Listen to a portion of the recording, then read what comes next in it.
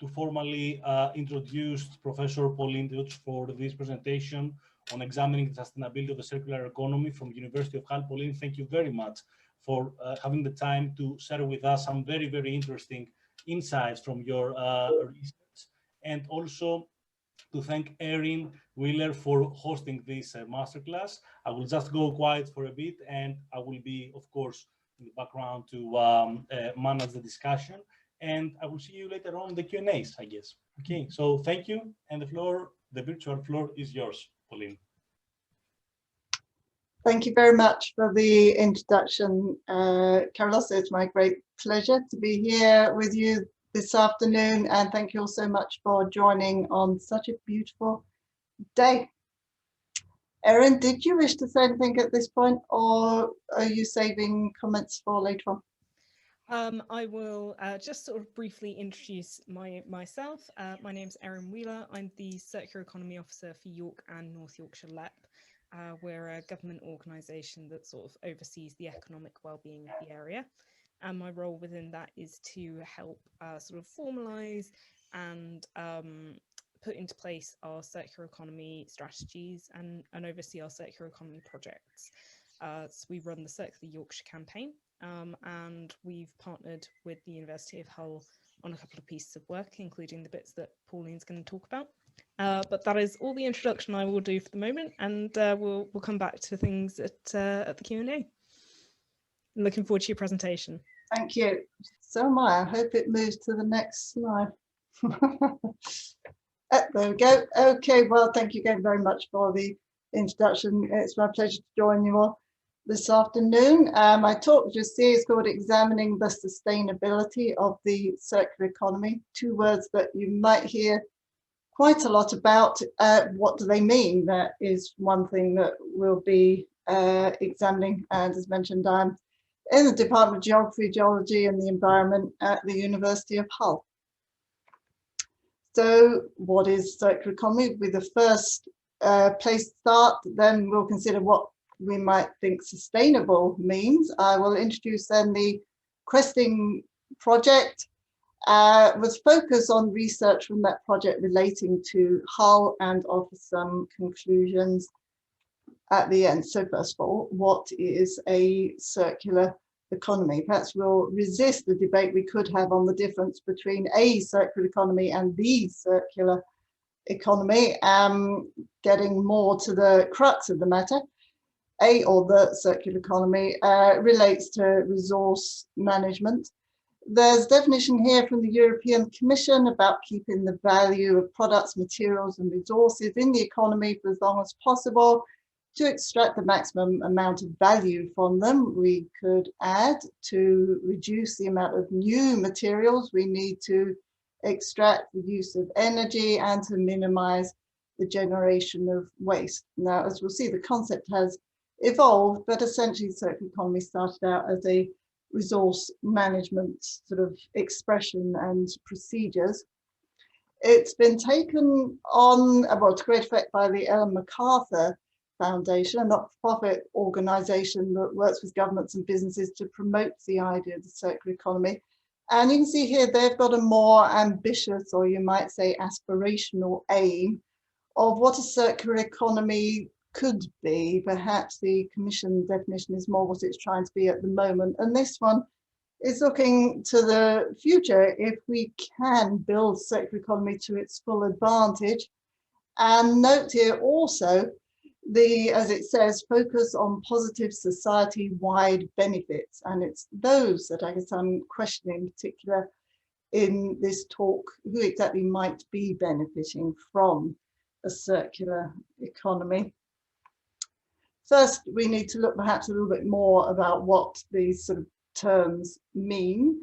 It is often said to be a break from what's called the take, make, dispose model of the economy, illustrated by the green line here in this very sort of simple diagram, where we extract resources, we turn them into something, we sell those, they're used, and all too quickly they're disposed of in a incinerator or a landfill. The circular economy is all about avoiding that, putting things back into use in some way.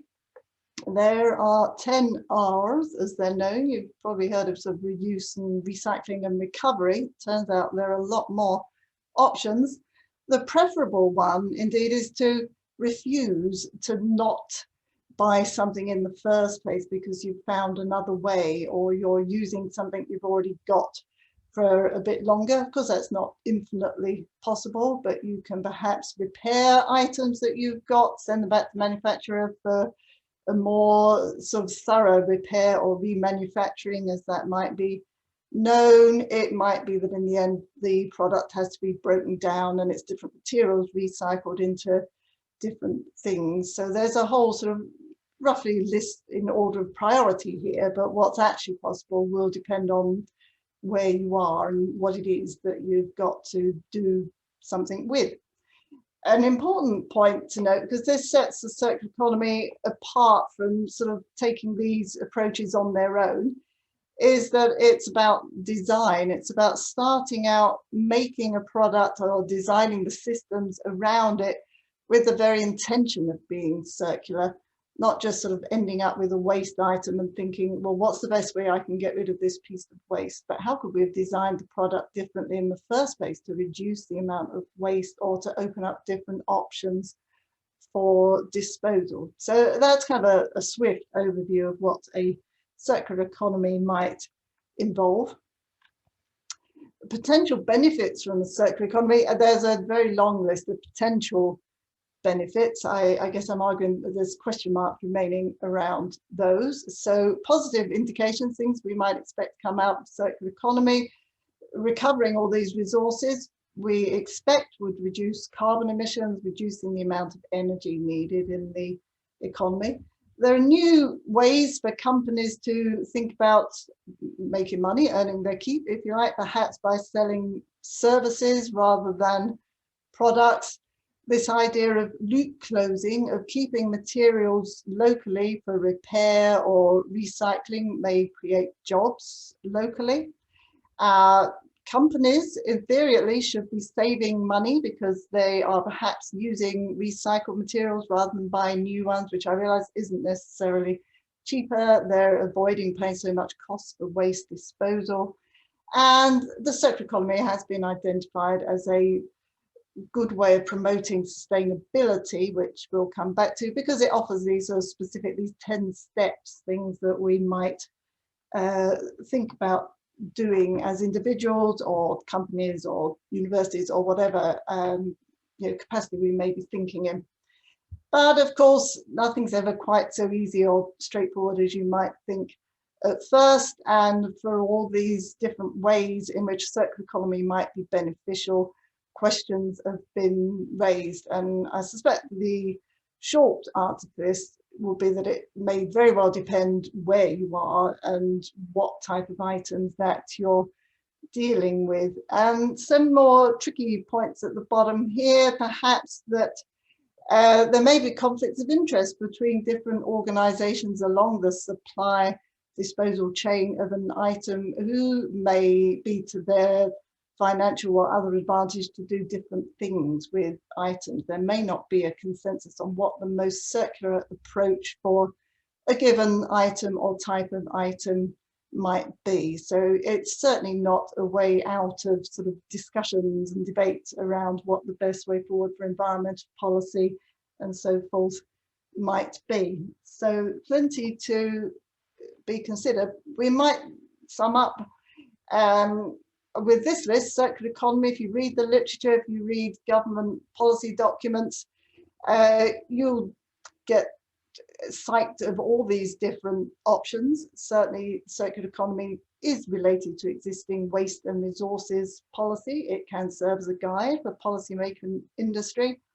It's all these sort of more ambitious things as well. We may put it in different ways. Is it about prioritizing local activities, consumption, production, disposal, over more sort of global scale activities that, at least until rather recently, we've become accustomed to in the economy?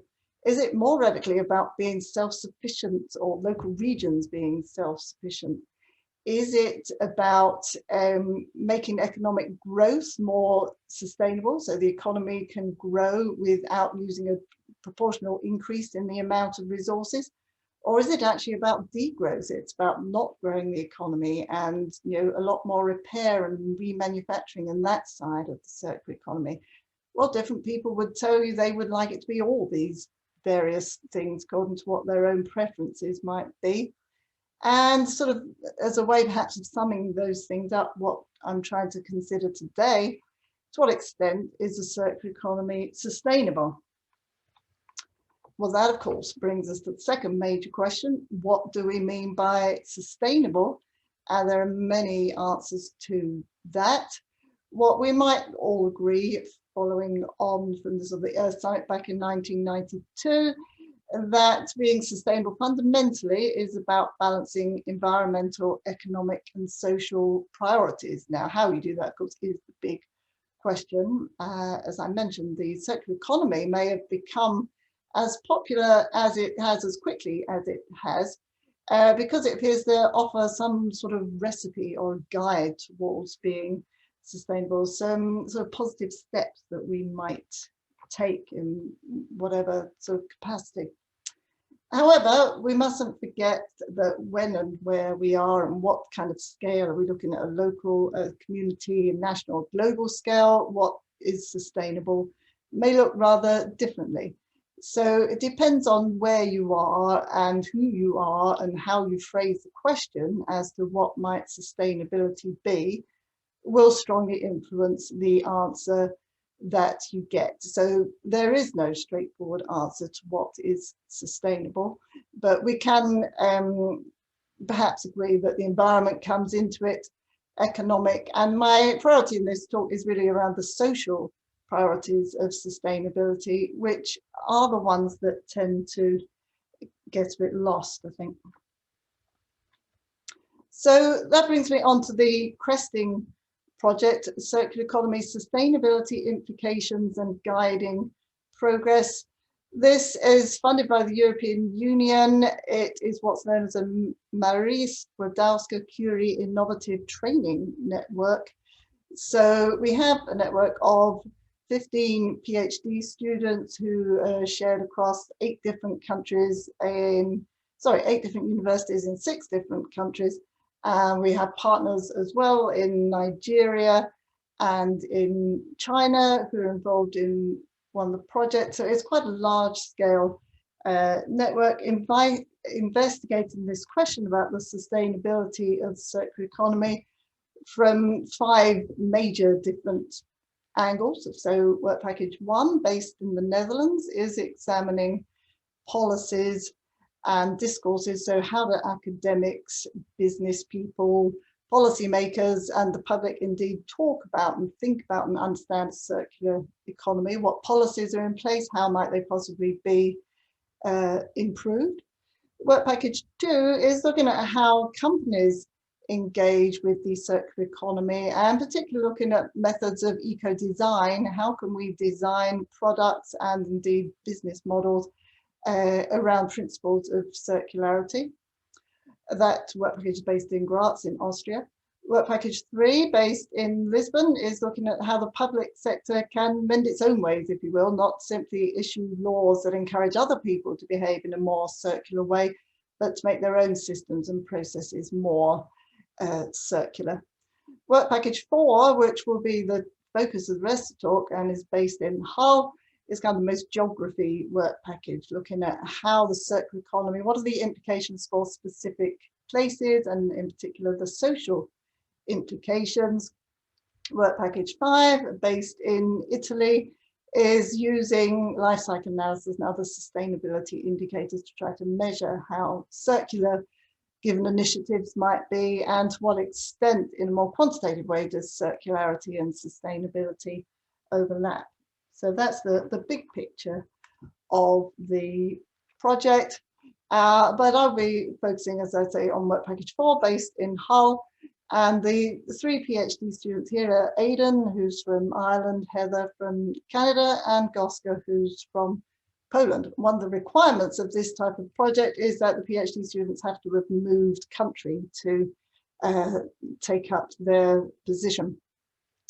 So Aidan is looking in particular at the interaction between local authorities and companies to see how we might build a regional scale circular economy. He's been undertaking interviews with the people you might guess, the companies, the LEP indeed, the local authority, to ask about how they're working with each other and how they might be trying to build a circular economy, and carrying out an analysis of the documents produced by those organizations. Heather's project is looking at the potential for employment arising from the circular economy. And as we've seen, circular economy is rather a large concept, covers many different aspects of the economy. So she is focused on the repair sector within Hull. She carried out, in cooperation with Hull City Council, an online survey of residents, and has been undertaking interviews with people working in the repair sector in Hull to find out what is it like to work in a circular economy. Goska's project is looking at community organizations or social enterprises and how they engage with the circular economy.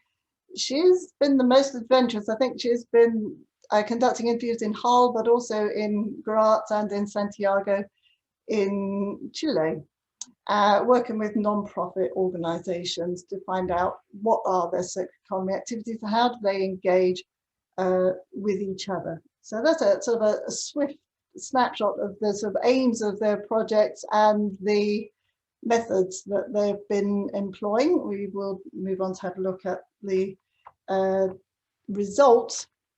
But before we get to Hull specifically, we can't help remembering that Hull is in the UK, and the national and indeed still the supranational policy context is rather relevant to the circular economy. It's not particularly a new, well, the words are still relatively new, but the concepts behind it are not new, and nor are the policies really. In some senses, you can trace back to EU regulations from the 1970s that did a lot to modernize or to introduce the idea of recycling throughout the EU as it was then. Of course, it's grown and then shrunk a little bit since then. The UK government so far, and there are people listening who are very welcome to correct me on this if my interpretation is not on the ball, but as I understand it, the UK government is committed to keep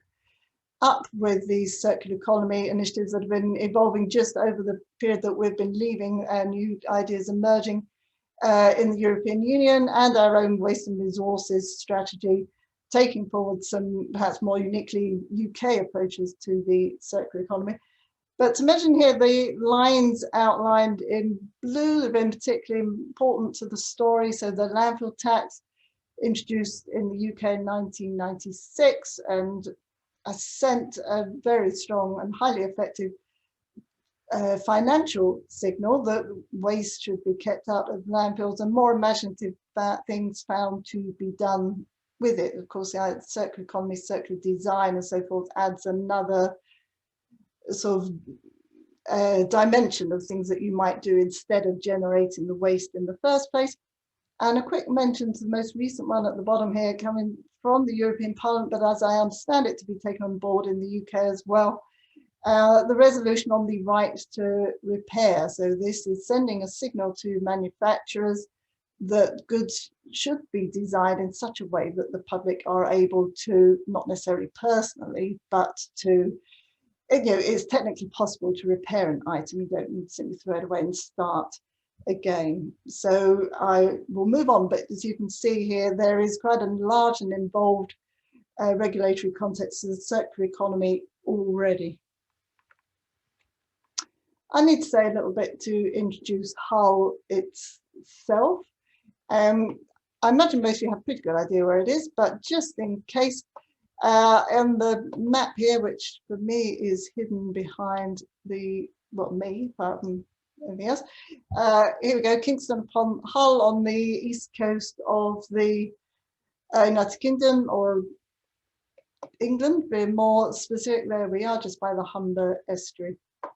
It is a medium-sized town, about 250,000 people, and unlike other medium-sized towns, it is not surrounded by other towns or boroughs. We've been hearing about Greater Manchester over the last few days, and of course the population of Greater Manchester is much bigger than the population of Manchester. With Hull, that's not the case. It's surrounded by the countryside of the East Riding of Yorkshire, so it's more geographically isolated than other towns, and kind of what you see is what you get in terms of its population.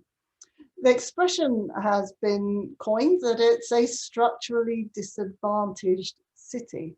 That's partly reflecting its location, which is a little bit out of the way, and apart from the ferry to Rotterdam, it's not particularly on the way anywhere. So it's not so likely that you will have sort of stumbled across Hull by accident. Those of you who have stumbled across it, which I did 25 years ago and I'm still here, may find that it's a very nice place to live and visit, but it does have some reputational issues, and its economy has suffered over recent decades, going back to the loss of deep sea fishing in the 1970s. I'm probably not the only one here old enough to remember the Cold Wars and so forth around that, which I won't dwell on now, but another impact on the economy of Hull, the containerization of shipping, which greatly reduced the number of jobs available in the docks.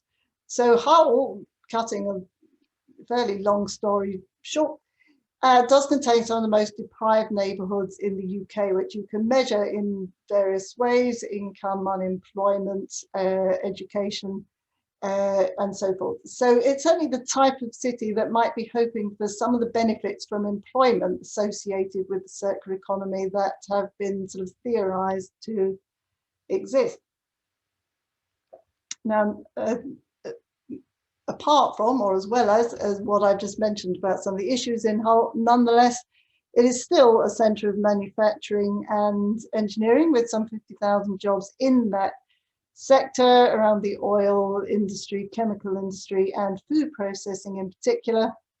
Some efforts in recent years to shift into a low carbon sector with the offshore wind industry, which has introduced some new jobs since 2013. And indeed, a couple of years ago, was labelled the most enterprising place in the UK. So a mixed picture for Hull, which I suspect is not so different to many other places. But in case you're not familiar, there's just a swift overview.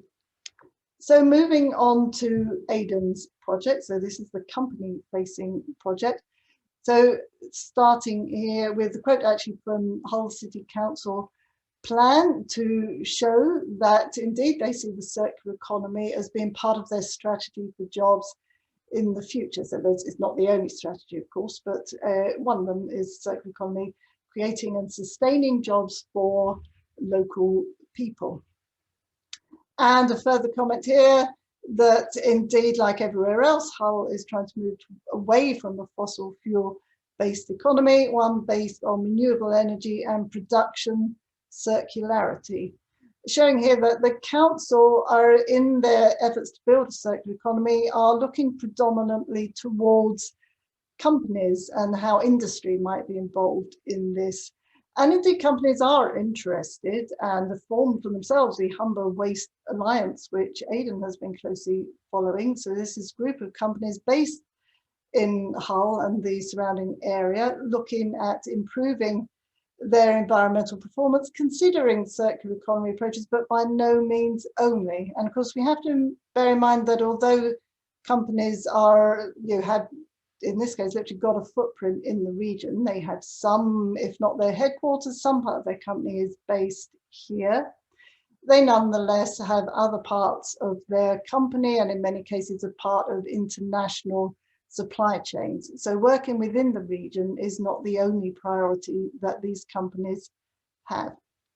One more point we might notice about Hull and the East Riding, the way their recycling rates have improved over the last 10, 15 years, from sort of being bottom of class to top of class. So some huge strides that have been made, at least in one part of the circular economy locally. So moving on to the second project, considering repair in particular. So repair is one of the key features of the circular economy that hopes to create jobs locally, because the idea is that you would take your whatever it is item that needs to be fixed and have someone do it nearby, rather than, you know, you're probably not going to drive to Manchester to get your chair fixed. I don't know. So there seems to be some hope, at least the theory is, that increasing the amount of repair activities will create jobs potentially everywhere. But do people want to use repaired goods? How do we feel about that as consumers? So the survey was conducted, I mentioned, with the help of the City Council. We had 700 respondents and asked them, amongst other questions, what they saw as being the barriers to repair. And the number one barrier was at least the perceived cost of getting something repaired that may come down as a result of this new regulation around the right to repair. And as against that, the low cost of buying new items. Also, the second most popular answer was about lacking skills to undertake repairs. So this is people seeing repairs as something they might do themselves, perhaps with some support. Now that's great. That's, you know, a very efficient option, but of course it's not one to create jobs for other people if people are doing repairs predominantly as a sort of DIY activity. Now, unless there are some repair activities going on in Hull, which are independent of any idea of the circular economy, they're just there because there's a market for them. These tend to be very small businesses where some of the people involved are volunteers rather than employees. So again, there's an active repair economy, but it may not be doing as much in terms of employment as might have been hoped. So the third and final project is GOSCA's, looking at community organisations, so social enterprises such as EMS Limited, a charity based in East Hull, which is perhaps the concentration, or part of the concentration, of the more deprived areas of Hull. Has been described as a food desert. I always say that expression very carefully because one could get it badly wrong, but a food desert is a sort of urban area where there's a shortage of fresh food within sort of walking distance for the residents.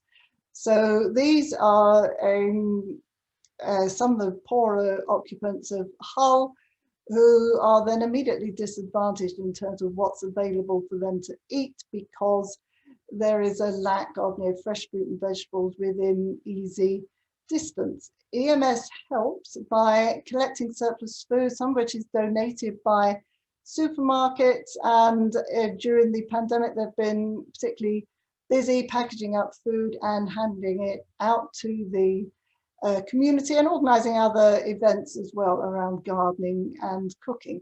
So what we see here is some form of exchange between the sort of money-driven standard economy, if you will, that the supermarkets are certainly part of, and the sort of non-monetary social enterprise economy, which geographers and others like to refer to as an alternative economic space. The two are closely linked with each other. The cost of waste disposal for the supermarkets is not sort of incidental to their willingness to donate their surplus food to be handed out in this way. So there's a close link between the monetary and the non-monetary economy here. So a question for the future could be, how can we scale up these very local scale activities so that more people might benefit from them? A bigger question might be, how could we change the whole economy in some way so that fewer people needed to benefit from these types of activities? So to sum up what we might see of a circular economy looking from Hull, we can see that there are plenty of circular activities to be observed, the sharing, if that's the right expression, for the sort of passing around of unwanted food. There are some small scale repairing activities. Industry are certainly interested, but maybe not such a lot of circular activity as yet to emerge. But what has happened on an impressive scale, as I mentioned, is the sort of local authority driven recycling. So we've found some circular activities going on. What is driving them in these cases? It's not so much sort of circular economy policy or some lofty ideal. It's certainly influenced by national and international policies that are existing and evolving all the time. Also, there's a national and an international influence, and there are the local needs and the local market for these different activities that are happening in this particular area, and which of course would be reflected in a different sort of balance perhaps in other places. So the implications of that, we might say that the Hull is still influenced by the sort of long-term processes of change that have been going on over the past several decades, and changes such as European regulations coming and now going, local and global business practices, and some of these new sort of elements around the circular economy have already taken hold. Are they likely to cause a huge sort of revolution in social terms? I'm suspecting possibly not, which brings me to my conclusions. Is the circular economy sustainable? Well, my sort of answer that would be not by accident. It is steered by both local, national and global circumstances. The regulatory context is hugely important. So we might get some socially favourable outcomes, and we've already seen perhaps on a small scale some of those in Hull. So they're certainly possible, but they're rather dependent on the circumstances. And really, if we want to solve social problems, we're going to need policies that are directly addressed at doing that, rather than having what are basically environmental policies and hoping that there might be some social benefits. And with that, I look forward to your questions and comments. Thank you very much for your attention. Could I just say very swiftly, if you happen to have enjoyed my presentation, maybe you would like to come to the conference online or in London, fingers crossed, in December for the Cresting project. Thank you very much. Thank you, Pauline. That was such a fantastic lecture. It was really, really interesting. What I found particularly interesting was you saying that the policy isn't really driving the change a lot of the time. So what would you say is driving the change? Oh, that's a good question. I guess I could throw that straight back and say, depends on which changes we mean. Because what I don't, in all these cases, I'm not so sure of the timescale. So I wait the next stage of Heather's dissertation, for example, is analysing the interviews that she's been conducting with people undertaking repair. So I'm not sure at present how long those companies have been there, or maybe they're not companies strictly speaking. So to what extent they might be responding to some idea from Brussels or London saying be more circular, or whether that was people using their own skills and interests and responding to a market locally, I suspect. For the companies, and again, there might be people listening who can answer this more directly than me, but the Humble Waste Alliance was formed a couple of years ago as part of the context of debates around plastics. So it's part of the what we might call the David Attenborough effect and the blue planet, and the sort of rise on everyone's consciousness of what impact humans are having on the environment, and thinking how can we do something about that. So, I mean, what happens next, what can actually be achieved, I think, is perhaps more constrained by the policies and what is economically sort of feasible for companies to undertake. But I think that that sort of moment in our consciousness was very important. Yeah, absolutely. Like we've definitely seen with our work with Circular Yorkshire, a lot of companies getting involved with our Circular Yorkshire campaign, looking to become more sustainable and greener, because they've realised that it's very important to their customers, and they've realised that every business is having an impact in one way or another. Would you say, how would you say that policies could be more effective in order to help drive that change? I think we probably need policies that more directly address design.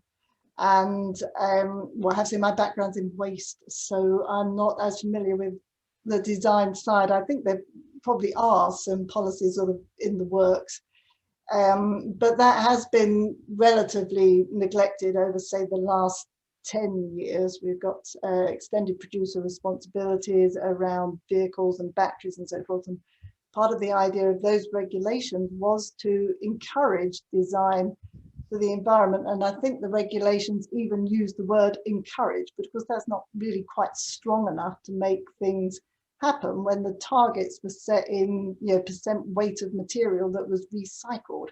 So we probably need some targets expressed in a way that more directly focuses on the eco-design end of the process. Yeah, I would agree with that, and I think that's a massive priority for the Ellen MacArthur Foundation as well. They've now released their sustainable design toolkit. But yeah, it's definitely something that we need to address at the start, rather than try, you know, solve the problem at the source rather than solve it once it needs to get to landfill. But we have a few questions coming in. So we've got Gail has asked, are we seeing increased levels of business-to-business activity in supporting each other to adopt more sustainable practices? For example, sort of sharing best practice, business models, waste streams, I guess the sort of symbiosis.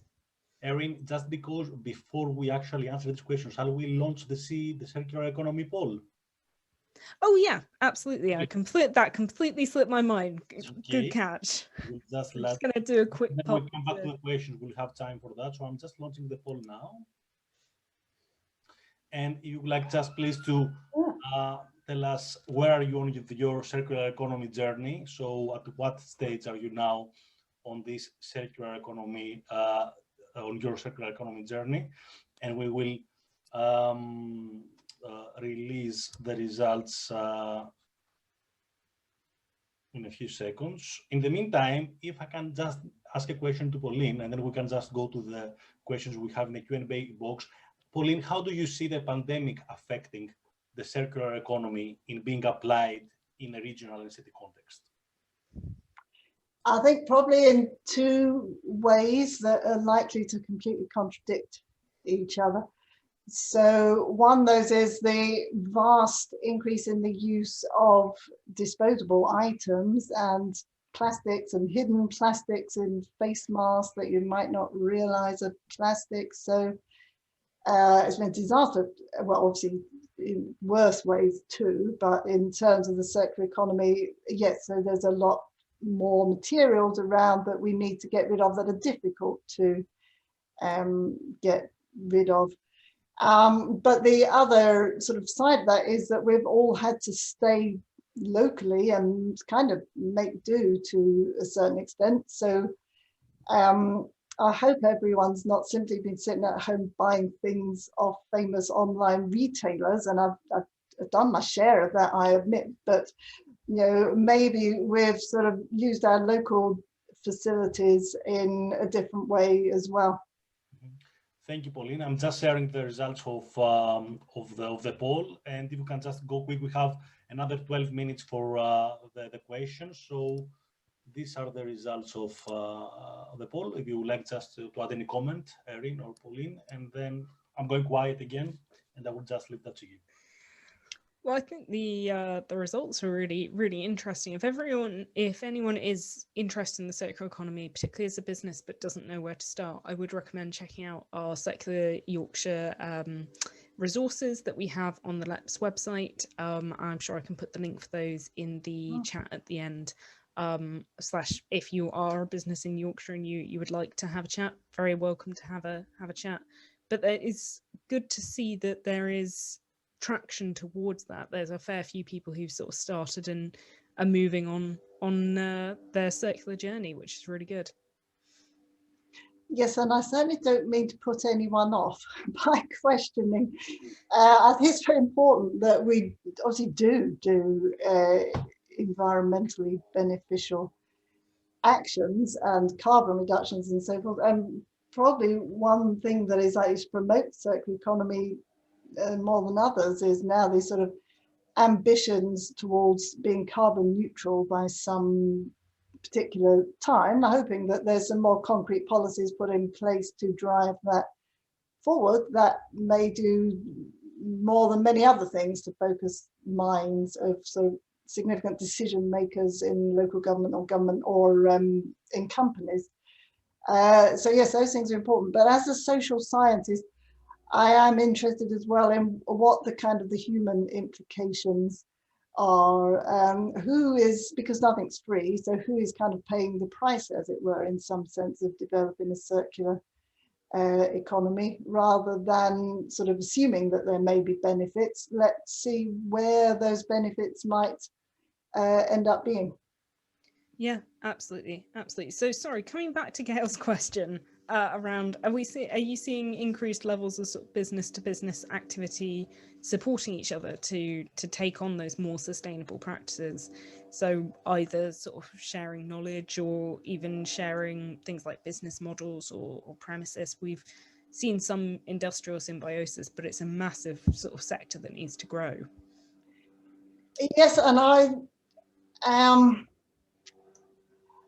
think Aidan would answer this question better than me, because I am aware of a couple of networking organizations where these types of exchanges are happening. So certainly my response would be that in principle, companies are keen to share ideas with each other.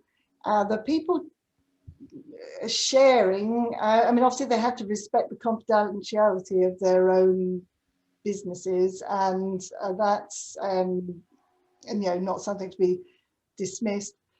The networks that I'm familiar with, it's likely to be, say, someone along the lines of the environment or the energy manager who's attending the network, and those people, in my experience, are passionate about what they can do to help the environment. They tend not to be the decision makers within the company, so they have to then go back and speak to their director, CEO, and persuade that person that some of these are good ideas that they may have heard about are something that can be put into place.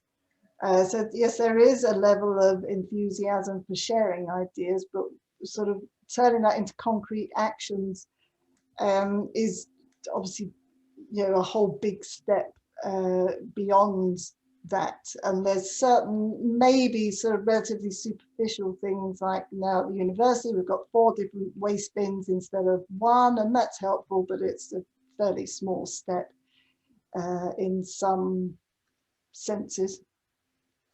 Yeah, absolutely. And I think there is that thing with, how do you take your enthusiasm and turn it into a concrete action? And that is something that we're trying to help businesses with, is look at that initial desire and turn it into something more quantifiable. But in terms of, you were sort of referencing to who is paying the price for the circular economy. Someone's asked a question around, given your conclusions regarding the sort of favourable outcomes of this, do you feel that issues of sort of equality and ethics are missing from the current circular economy model? Some of the, I mean, even a few years ago, someone published a paper saying there were already 114 definitions of the circular economy, some of which very much emphasize equality or equity, and that this should be a step towards a whole different sort of circular society, the expression has been used. And though via TV, it says on the caption, which is a little bit misleading, but circular society. But that's very much aspirational. And there are sort of research, well, more of the research around the circular economy has been about what it could be than what it is, perhaps. So we don't have such a good idea of what the effects are. And of course, it's likely to vary. But I think the evidence so far is that, as in Hull, for example, this enthusiasm for sharing, the supermarkets making the food available, the volunteers who are happy to spend their time distributing it, that's great. There are people who literally were crying for joy when they got their Christmas package, but that's hardly a solution to the problem of people being hungry. So I think implementing a circular, even with the best will, if we're not sort of more directly examining what the problems in society are, the circular economy is not going to be the solution to them. I think that's the thing. It very much needs to be a holistic approach that takes in that element, but we need the social policies and the environmental policies to work together. The circular economy is fantastic. As a circular economy officer, can say it's fantastic, but it's not going to do this all by itself. No. So I think quite a nice one to perhaps finish on, because we have got about 5 minutes left, is you were sort of talking about some of the things you've seen in Hull, and someone was saying, what do you see for the sort of future of Hull and the circular economy? So was there an influence when Hull was the city of culture and things, and have you noticed a certain driver within the city for that? Well, the city of Hull is a partner to our project and has been very helpful and supportive. Heather and Aidan had placements with the city, as I got to know some of the people and so forth. So yes, there is an enthusiasm from the local authority to engage with the idea of the circular economy. They are working on a strategy for that. So I think the jury is out, and hopefully we'll have the opportunity to discuss that with them. So the intentions are there. And as we've seen, there are these sort of modest scale activities that are underway, sort of entirely, as far as I'm aware, entirely of their own accord, not because they're part of anyone's strategy, but because individuals made particular choices that worked for them. And I suspect there might be rather a lot of those kind of micro scale activities going on that we don't necessarily know about. It might be a characteristic of Hull as a sort of relatively underprivileged city, or possibly not. Hopefully similar types of research may be going on in other places where we can form a wider picture. That's really, really interesting. I think we have a chance for maybe sort of one last question, and kind of leading on from that is, with things starting up, are you seeing any startups that are really relevant to the circular economy? Are there particular business sectors that you're seeing being able to engage in it better than others? I wish you hadn't asked that question, because I don't know the answers. Yes, I'm sorry. I don't know. Is all I can say honestly to that one. That's not a problem. I think from my perspective, every sector and every business can contribute to the circular economy, but the methods in which they can contribute are so varied, and there are lots and lots of companies that are doing good things. I would say there's almost no circular economy company, but there are lots and lots of companies that are doing lots and lots of small good things within their supply chains that I think are sort of quite relevant to that question. Good answer. Well, with about sort of 2 minutes left to go, I think we will sort of wrap up there. But thank you so much again for coming and doing the talk. And if there's anything you'd quickly like to promote or have a quick soapbox moment on, do feel free to go ahead. Oh, my conference course, 15th of December, Royal Geographical Society, if you happen to be near London, or online wherever you happen to be, cresting at hull.ac.uk for information. Fantastic. And we have got some really lovely examples in the chat of circular economy sort of opportunities coming up across the area. So things like the Recycle project in York, the community fridge from Selby, and I know we've got one in Rydale as well. So I do recommend checking out the chat for anyone who's looking for sort of local inspiration. But we will wrap there. And thank you so much for coming along again. And if anyone has any sort of questions, do feel free to get in contact with us. Great. Thank you very much, Pauline, for your presentation, which was very engaging. As you can see that from the questions that we received. Thank you so much, Erin, for the excellent moderation led from an expert as you are in your field. So I would like again to thank you so much, both of you, for having the time and actually sharing your thoughts and insights on the circular economy. Thank you. I would like to thank everyone who attended this masterclass today. Let me just say that, of course, don't miss next week masterclass on mindfulness and resilience for entrepreneurs and business leaders with Glenda Rivo-Allen from Solzhenitsyn. I think we managed to answer quite a few questions. Thank you so much again, Pauline and Erin, and have a nice evening, everyone. Thank you very much indeed. Thank you. Bye-bye.